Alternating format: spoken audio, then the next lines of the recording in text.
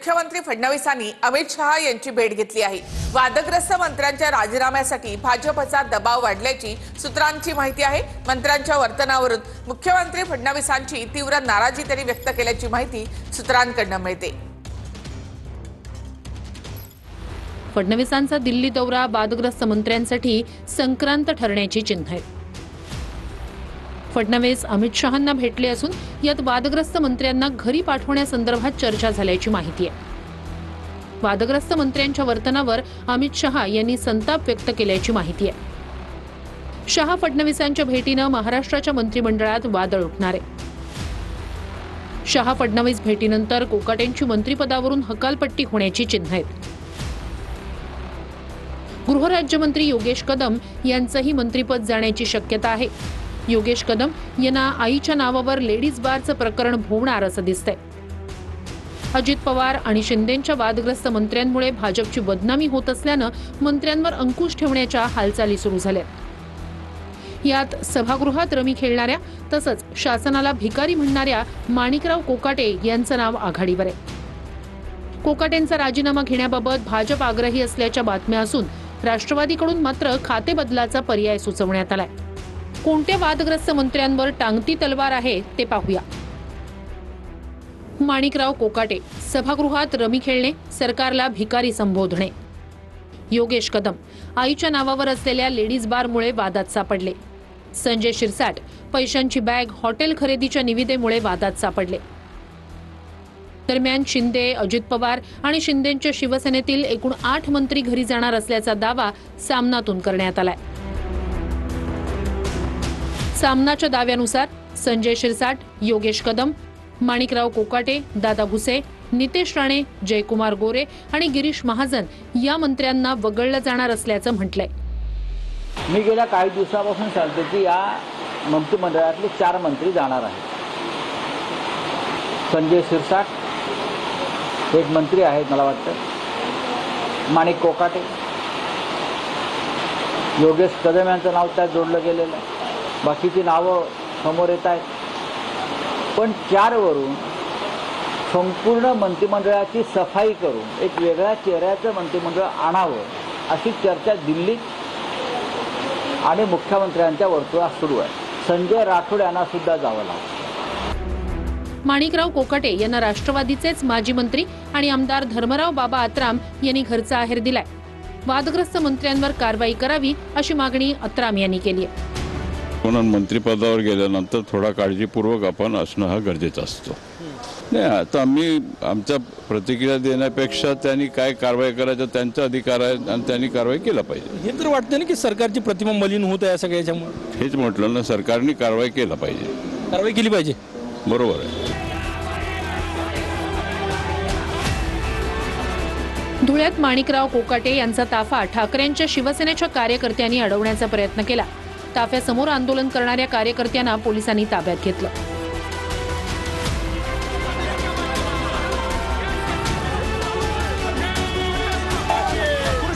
धुळ्यात माणिकराव कोकाटे मुक्कामी असलेल्या हॉटेल बाहेरही शरद पवारांच्या राष्ट्रवादीनं आंदोलन केलं। यावेळी माणिकराव कोकाटेंचे समर्थकही गोळा झाले। दोन्ही बाजूंच्या कार्यकर्त्यांनी एकमेकांसमोर जोरदार घोषणाबाजी केली। तर सुधीर मुनगंटीवार यांचे नाव विधानसभा अध्यक्षपदासाठी चर्चेत आहे असा सामनात दावा करण्यात आला। राहुल नार्वेकर यांना मंत्री केलं जाणार असा दावाही सामनामधून करण्यात आला। दरम्यान पक्षाची जी इच्छा तीच माझी इच्छा अशी प्रतिक्रिया राहुल नार्वेकर यांनी दिली आहे। मंत्रिपदी संधी न मिळाल्यानं सुधीर मुनगंटीवार हे गेल्या काही महिन्यांपासून नाराज होते। सुधीर मुनगंटीवार यांना योग्य वेळी योग्य संधी देऊ असं फडणवीसांनी आश्वासन दिलं होतं। आमच्या मानस पटलावर सुधीर भाऊंचं जी काही जागा आहे ती फार वरची आहे,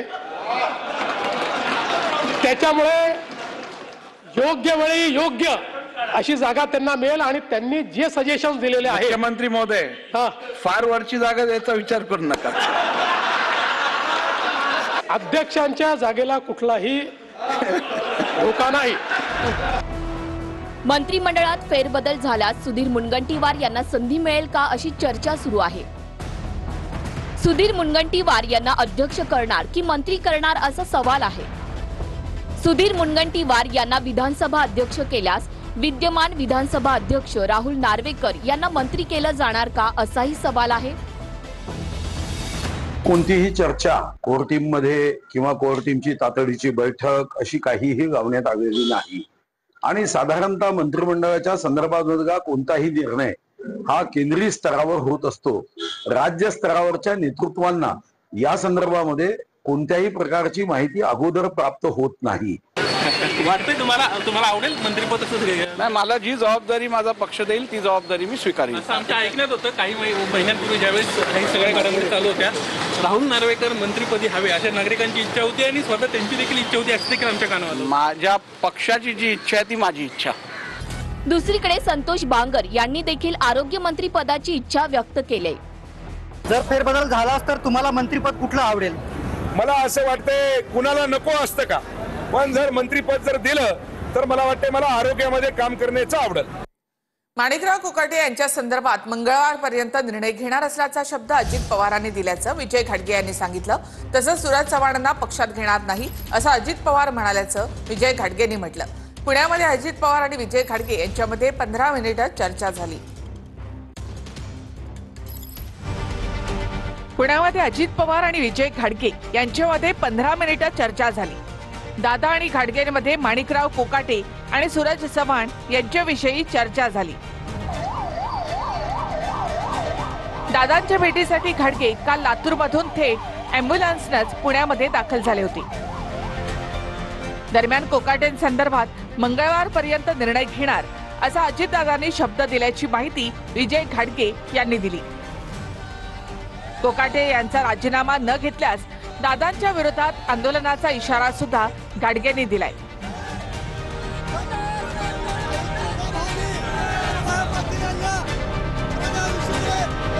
आम्हाला अजितदादांनी मंगळवारपर्यंत वेळ मागितला. त्यांनी सांगितले की माझी आणि कोकाटेंची भेट झालेली नाही आणि मंगळवारी कोकाटेंना मी बोलावून घेणार आहे आणि कोकाटे, मी आणि देवेंद्र फडणवीस साहेब आम्ही तिघजण बसणार आहोत. मंगळवारी तुम्हाला तुमच्या अपेक्षित उत्तर मिळणार आहे असं आम्हाला दादांनी सांगितलं आणि बोलता बोलता म्हणले मी शब्दाचा पक्का आहे. मी म्हणलं दादा तुम्ही जर मंगळवारपर्यंत निर्णय नाही घेतला तर नाईलाजानं मला महाराष्ट्रातल्या शेतकऱ्यांना सोबत घेऊन तुमच्या विरोधात आंदोलनाला उतरावं लागणार आहे आणि मी उतरणार. दरम्यान याच बैठकीत अजित पवार यांनी लातूरच्या एसपींना देखील फोन लावला.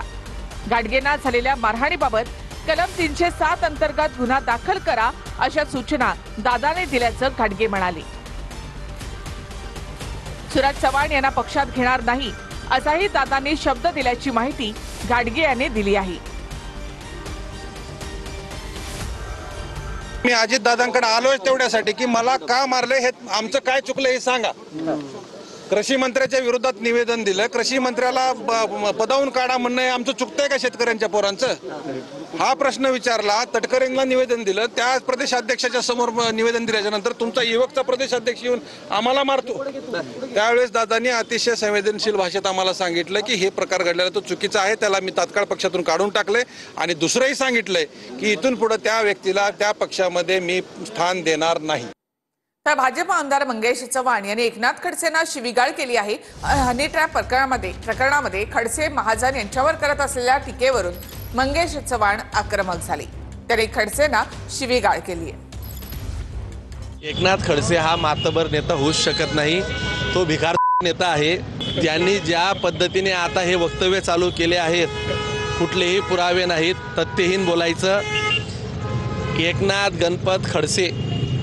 गणपत खडसेंचे चिरंजीव एकनाथ खडसेंच्या विरोधातली पत्रकार परिषद आज आम्ही 2 वाजता घेतोय.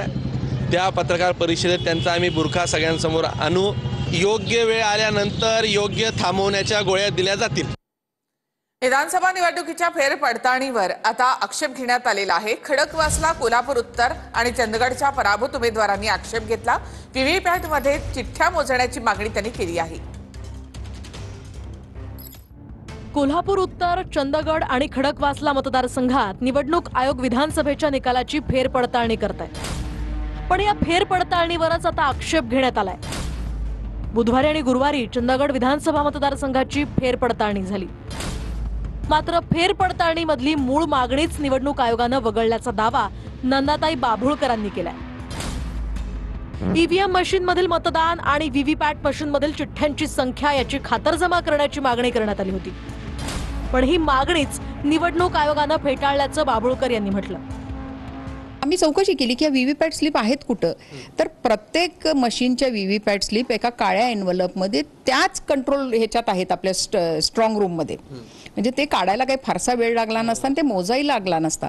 त्या जर मोजल्या असत्या तर कायमचं आमच्या शंकेचं निरसन झालं असतं. माझ्याच काय अख्ख्या महाराष्ट्राचं आणि देशाचं शंकेचं निरसन झालं असतं की बाबा याच्यात काही गडबड नाहीये, जेवढे वोट दिसतात तेवढ्याच चिठ्ठ्या आहेत. पण दुर्दैवानं हीच स्टेप गाळली. म्हणजे निवडणूक आयोग अजूनही मग दबावाखाली काम करते असं म्हणायचं का? एकूणच ज्या पद्धतीनं तुमचा ज्या स्टेपला आक्षेप होता तीच पारदर्शकपणे केली जाते? नाही, 100%. कोल्हापूर उत्तर मतदारसंघाची सुद्धा फेरपडताळणी आज निश्चित करण्यात आली होती. पण याची उत्तरं प्रशासनाकडे नसल्याचं सांगत लाटकर मतदान केंद्रातनं बाहेर पडले. खडकवासला मतदारसंघातल्या फेरपडताळणीवर सुद्धा पराभूत उमेदवार सचिन दोडके यांनी आक्षेप घेतला. व्हीव्हीपॅट मशीनमधील वोटर स्लिप गहाळ असल्याचा आक्षेप सचिन दोडके यांनी घेतलाय. त्यामुळे फेरपडताळणीची प्रक्रियाच थांबवण्यात आली.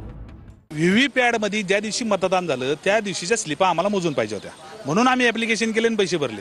इथं आल्यानंतर ते म्हणतात आमची एसयूपी अशी आली, आमची एसयूपी तशी आली. आणि ते जे आम्ही पैसे भरले, सुप्रीम कोर्टाची ऑर्डर आहे की तुम्ही 5% मशनी पैसे देऊन मोजू शकता, त्याच्यानुसार भरले. आणि ते सुप्रीम कोर्टाने सांगितले की तुम्हाला जशा पद्धतीने पाहिजे तुम्ही मोजू शकता. आज त्यांनी नवीन एसयूपी आणून आपल्यामध्ये चिठ्ठ्या दाखवण्याकरता त्यांना असमर्थता दर्शवतात. ते चिठ्ठ्या न दाखवण्यामागचं कारण काय, दाखवलं गेलं पाहिजे. मात्र आजच्या या प्रक्रियेमध्ये केवळ ईव्हीएम पडताळणी आणि मॉकपोलची तपासणी होणार होती असं निवडणूक अधिकाऱ्यांचं म्हणणं आहे. ईव्हीएम मशीनमधील डेटा डिलीट केल्याशिवाय मॉकपोल घेता येत नसल्याचं अधिकाऱ्यांनी सांगितलंय. पहिल्यांदा physical verification, burn memory verification, त्यानंतर प्रत्यक्ष त्या दिवशीच्या नोंदलेल्या मतं, जे आपण मतांची नोंदणी म्हणतो ती मतं तर 3 ठिकाणी नोंदलेले आहेत. एक CU मध्ये आहेत, व्हीव्हीपॅट मध्ये आहेत आणि आता परत त्यांना फेरशी दाखवतोय. ते आताही लिहून घेऊ शकतात उमेदवारांना आहे. मग त्यांना व्हीव्हीपॅटच्या स्लिप आहेत. आता त्या व्हीव्हीपॅटच्या स्लिप ज्या आज आपण मॉकपोल करणार आहोत ते त्यांच्या समक्ष मोजून दाखवणार आहोत. ज्ञानेश्वरी मुंडेंनी रास्ता रोको आंदोलन करत महादेव मुंडे हत्या प्रकरणातील आरोपींना अटक करण्याची मागणी केली आहे. ज्ञानेश्वरी मुंडे यांचे कुटुंबासह रास्ता रोको आंदोलन सुरू होतं. ग्रामस्थ सुद्धा या आंदोलनामध्ये सहभागी झाले. बीडचे पोलीस अधीक्षक नवनीत कौर यांनी दिलेल्या आश्वासनानंतर आता हे आंदोलन स्थगित करण्यात आलेलं आहे.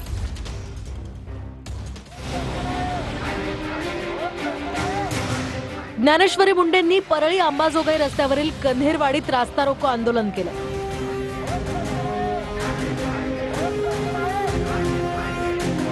सासर आणि माहेरच्या मंडळींना एकत्र करत त्यांनी हे आंदोलन केलं. 18 महिन्यांपासून महादेव मुंडेंचे आरोपी मोकाट असल्याचं म्हणत त्यांनी महादेव मुंडेंच्या आरोपींना अटक करण्याचीही मागणी केली आहे. दरम्यान IPS पंकज कुमावत यांची नियुक्ती करून SIT स्थापित करावी अशीही त्यांनी मागणी केली आहे. दादांच्या मागणीनुसार SIT स्थापन केली आहे. पण सानप सरांना ते तर मी पहिल्यापासून म्हणत आहे की CDR कार्ड आरोपी निष्पन्न होणार आहेत. पण त्यांच्या म्हणजे ह्यांचा भाग आहे तो तपासाचा, म्हणून ते SIT CID करत आहेत. आपल्याला फक्त आरोपी अटक पाहिजेत, आपल्याला दुसरं काही पाहिजे नाही.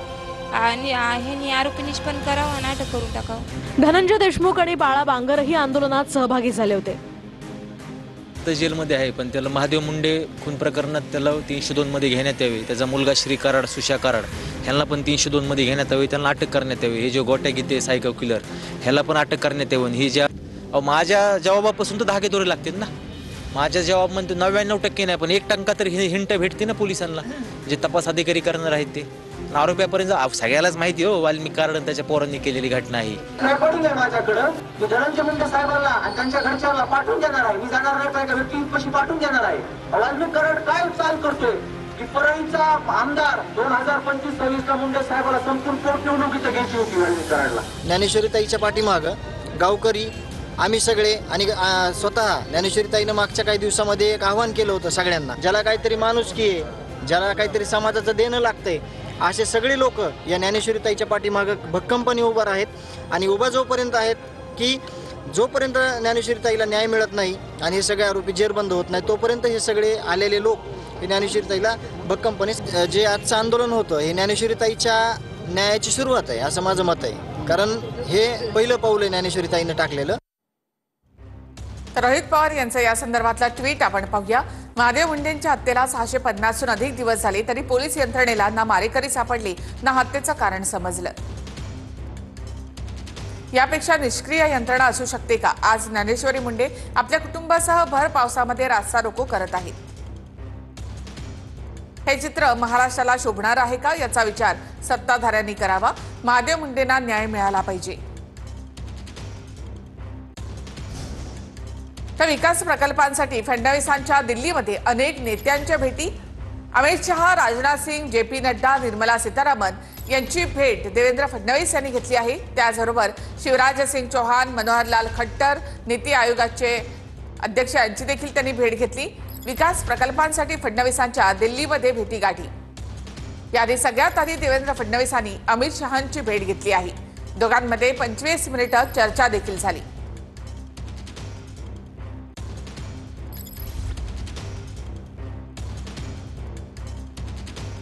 महाराष्ट्रामध्ये 6000 कोटींच्या रुग्णवाहिका घोटाळ्यामधील सुमित फॅसिलिटीजच्या मालकाला झारखंडमध्ये दारू घोटाळ्यामध्ये अटक करण्यात आली आहे. रोहित पवार यांनी हे ट्विट केलंय.